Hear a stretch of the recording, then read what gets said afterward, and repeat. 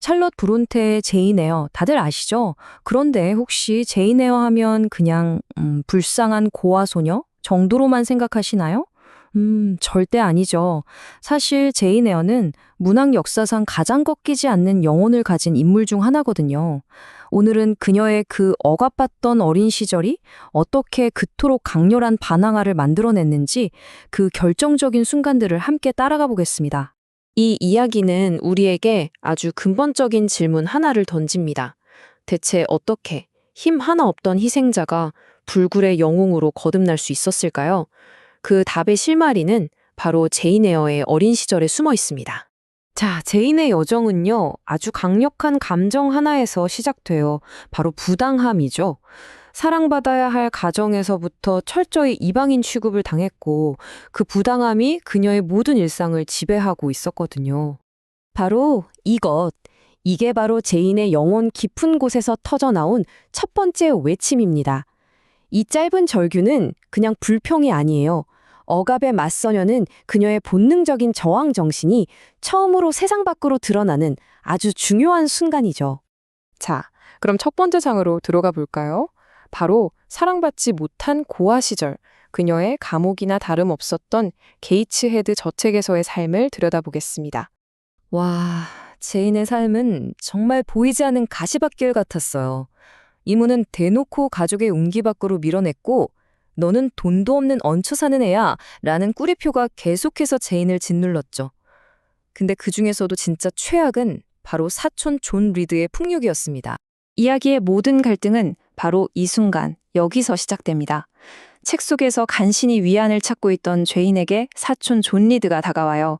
그리고 아무 이유도 없이 그 평화를 그냥 박살 내버립니다. 보세요. 이 긴장감 정말 숨막히죠. 자기보다 훨씬 큰 사촌 앞에서 제인은 신체적으로나 언어적으로나 완전히 무방비 상태예요. 그런데 바로 그 순간 제인이 폭발합니다. 넌 살인자 같아. 노예 감독관 같다고.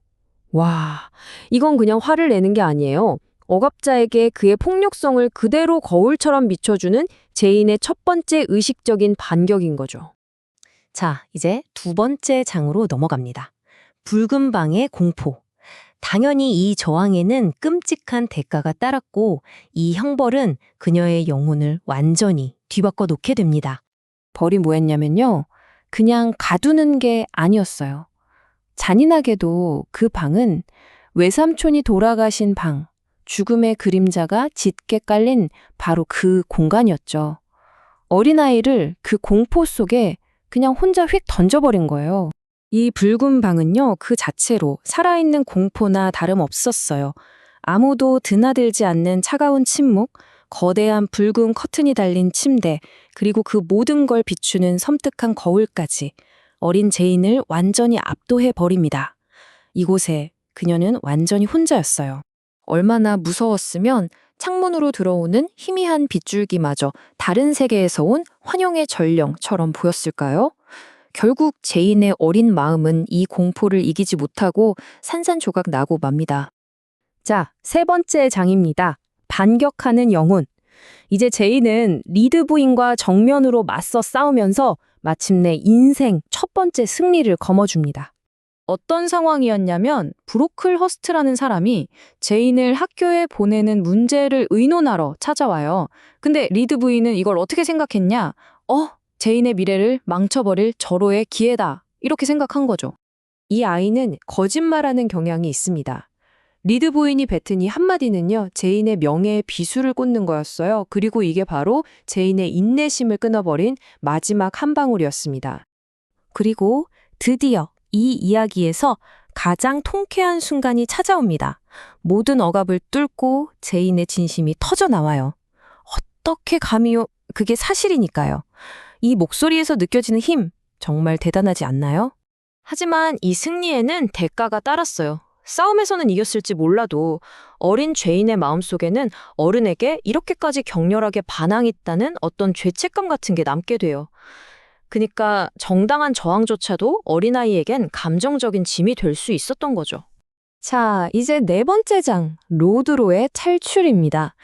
게이츠헤드라는 감옥은 벗어났지만 그곳에는 새로운 삶과 함께 또 다른 종류의 고난이 기다리고 있었습니다. 게이츠헤드와 로우드 학조 한번 비교해 볼까요? 게이츠헤드의 폭정은 익숙했지만 희망이라고는 없었죠.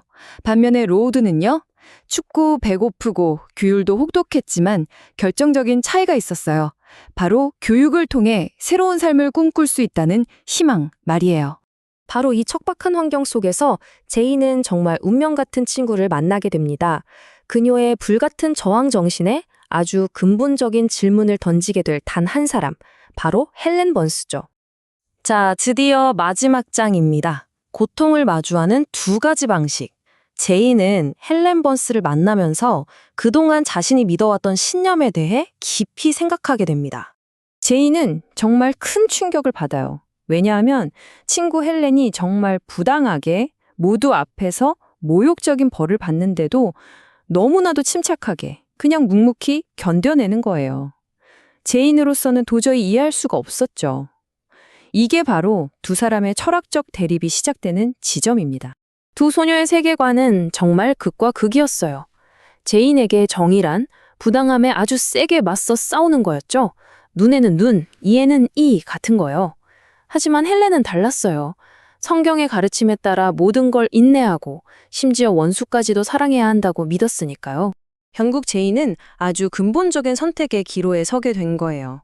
게이츠헤드라는 눈에 보이는 감옥에서는 탈출했지만 이제 그녀의 영혼 속에서 훨씬 더 큰 싸움이 시작된 거죠. 불의의 불로 맞서 싸울 것인가, 아니면 신념으로 묵묵히 견뎌낼 것인가. 바로 이 내면의 갈등이야말로 우리가 아는 바로 그 제인 에어라는 인물을 완성해 나가는 가장 중요한 열쇠가 될 겁니다.